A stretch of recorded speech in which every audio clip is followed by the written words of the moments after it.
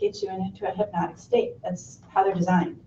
So that's annoying when you're trying to call your kid for supper and they're not meeting their game, but it can also be, there are beneficial pieces to it in limited scope.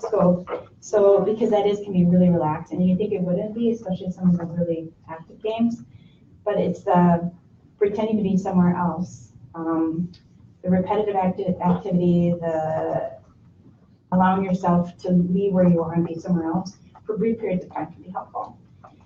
So 30% of the kids would say they would want to talk to a friend, and then try not to think about it, try to work things out.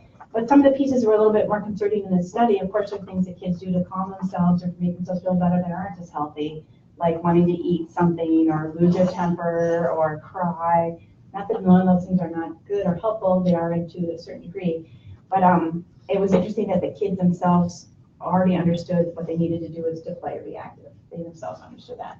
So that's kind of gets back to that piece of how we're working with our kids' lives to make sure they have enough time to actually play.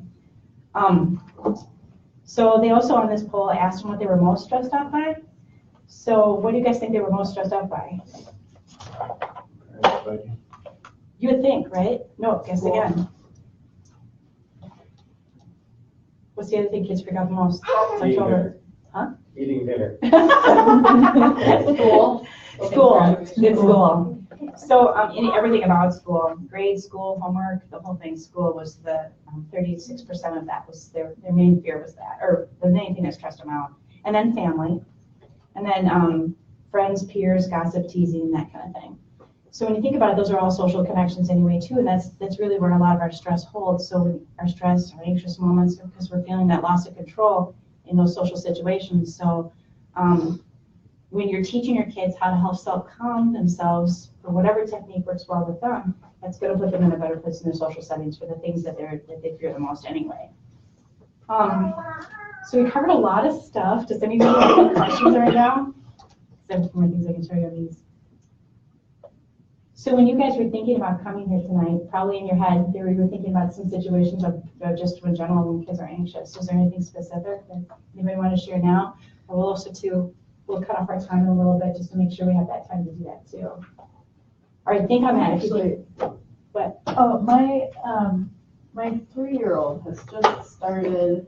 I don't know if it's just that like her sense of when people are paying a lot of attention to her has just started developing, but she gets mad or anxious when people like are smiling or laughing around her, because she thinks that they're laughing at her. Like she came with me to a choir rehearsal the other night, and in the car she was asking, "Are the big kids going to smile at me?" And I was like, "Well, probably." I don't like that when they smile at me. Like I haven't been able to figure out like how do you help her figure out when people are smiling at her because they enjoy her. And she's a cute little 3-year-old, yeah. Really cute and everything, and when they're laughing at her, which is like, doesn't really happen yet. I think that's a challenge when you think about a stressful piece for someone who's 3 anyway, because they're just trying to sort out the world. So she notices people are looking at her and they're smiling at her. She's not mature enough cognitively enough to understand where is that smile coming from. I recognize it, I see the smile, but I don't get where that's coming from. At the same point too, we do kind of have a tendency to be like, "Oh, you're so cute," and that's something in our face. We would never do that to a person who is a perfect stranger. I don't know you, kid, but now I'm in your face telling you how cute you are, and I'm probably playing with your little curl or something, which is totally inappropriate. We don't have good distant pieces with 3-year-olds. We all have a tendency to think that 3-year-olds for all of our self-enjoyment. And I think that's a good piece too when you're teaching your kid about those language pieces, how to define that too for her. Maybe she just doesn't like it when people are paying attention to her. She just likes to be a person and not like an object, which at 3 she kind of is. So that leads into that piece of how do you speak up for yourself. So if she doesn't like it when they smile at her, she can even, what sort of words can she use to say that? So instead of being the person who's getting this attention, she can actually ask and clarify it. So how come you're smiling at me? then that kid might say, oh, you're so cute. Okay, well, that kind of makes sense more instead of, do you have something else up? Because I just don't understand it. Right. Also, too, I think it's a piece that you can lead into with someone that age on their personal self-respect piece to it, too, where people have a tendency to want to hug, hold, pick up kids that aren't their kid because we don't have that same boundary piece that we don't respect as much with 3-year-olds. So how she can speak for herself and say, even offer up her name. I have a name, I'm a person. Yeah, you know, and then how she can redirect that. If it bothers her when they're smile, say, hi, my name is so-and-so, what's yours? It's a good way to get somebody to actually meet them instead of have them just smile at you. That is kind of creepy. When you think about it, right? I actually kind of have a similar follow-up question where we have one very extroverted child and one more introverted child, and in general, we're an extroverted family with this baby that's introverted. And so I often find myself when people are kind of getting up in her face, and I know that she's going to recoil and she needs space and she's not going to engage with them in the same way our older child will. I like preemptively tell people, oh, she's shy. But then I feel like I'm creating that reality for her, and I am not giving her like the empowerment to be able to determine how she wants to engage with people. So that's like getting back to what we were saying about giving her language that she can use to express herself. So how old is she now? She's almost 3. She'll be 3 Okay. next month. So she's old enough to start sorting that out a little bit, but still young enough to be like, I just like get on my face. She doesn't my want people bubble. in her face. Yeah. So how she can say was the words that she can say that she can protect herself that way. So when you're in a group setting, you can learn about that ahead of time, but I'd let her speak for herself. Just say, honey, tell her you don't want to hug right now. So she can learn those words and be specific about it. So if your older one is more outgoing and gregarious, that is a good, how old is your older one? 5. So every kid's going to have their own unique personality, and kids have a tendency to do that in a family when one kind of owns one personality and one ends up taking kind of a different bent of a personality. Even saying that out loud, we're all our own unique person, and sometimes we like a hug and sometimes we don't. You can just put this out as a generic term like that, so she can understand it's okay not to want to engage. And so you're also telling your relatives and people who are trying to engage with her, back off and let her warm up to you. And so for her too, if she learns to say 1 or 2 words to say, so she needs to say, give me a minute, or whatever works for her, that she can kind of back it off. But I also think too, how you kind of introduce that of how she is unique unto the rest of you and your family to recognize her unique skill sets are just going to bring her into a different place. So how you all as a family start to learn how to respond to that too. So her shyness is just part of who she is. She can also learn how to just say a word or 2. So, and then I think to be careful too, when you're saying something like she's shy, is if that was a response that would not be appropriate. It's a completely appropriate response, just a different one.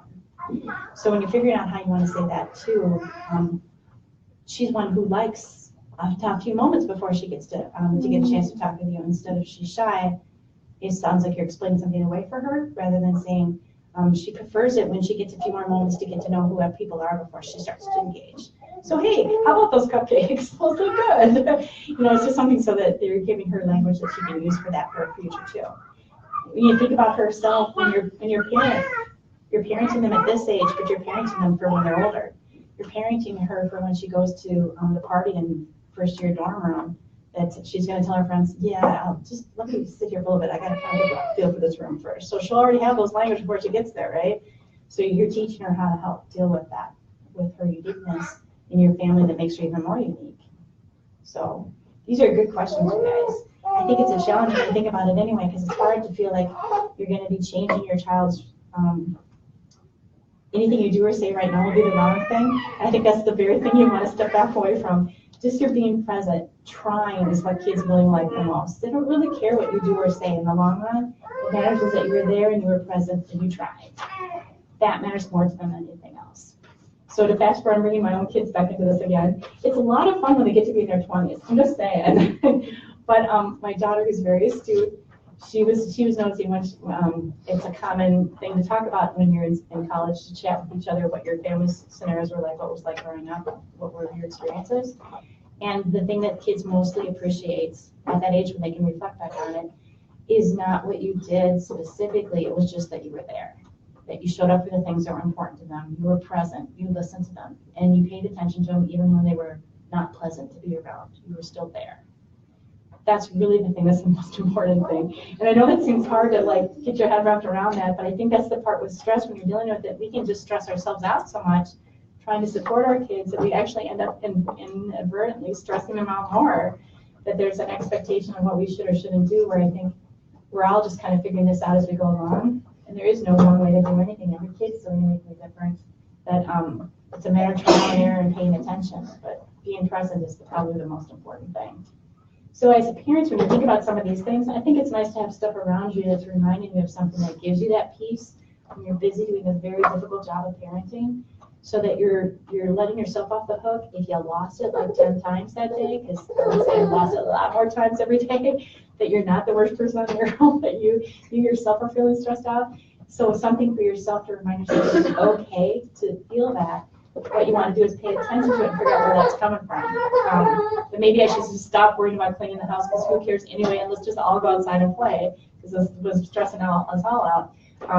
So find that way for yourself, I think, too, to take yourself and to do whatever you need to do for you, right? It's okay to take that time. I think that's super important.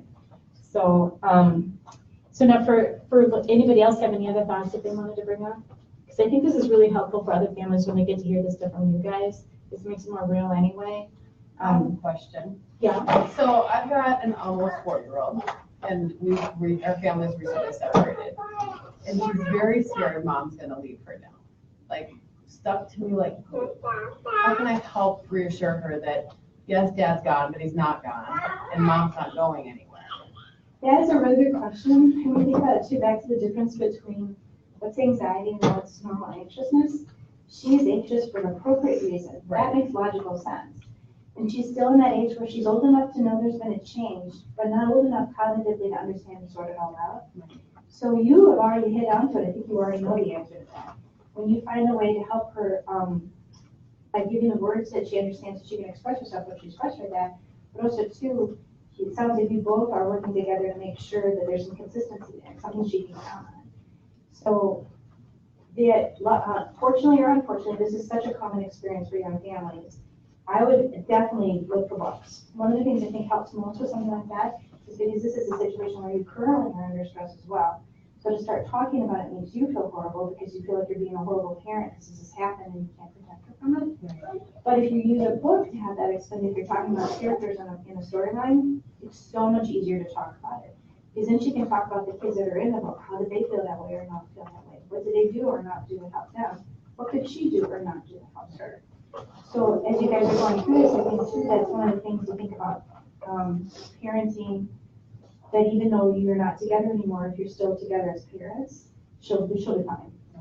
And I see this a lot, especially too, of course, in surgery. This is a planned event for the most part, and everyone comes to who's important to that child's life. So parents that are no longer together will both come together on the day of surgery to support the child. So when that is the common goal, we together are going to support our child with what it is that they need, then that's what ends up being the most successful for everyone.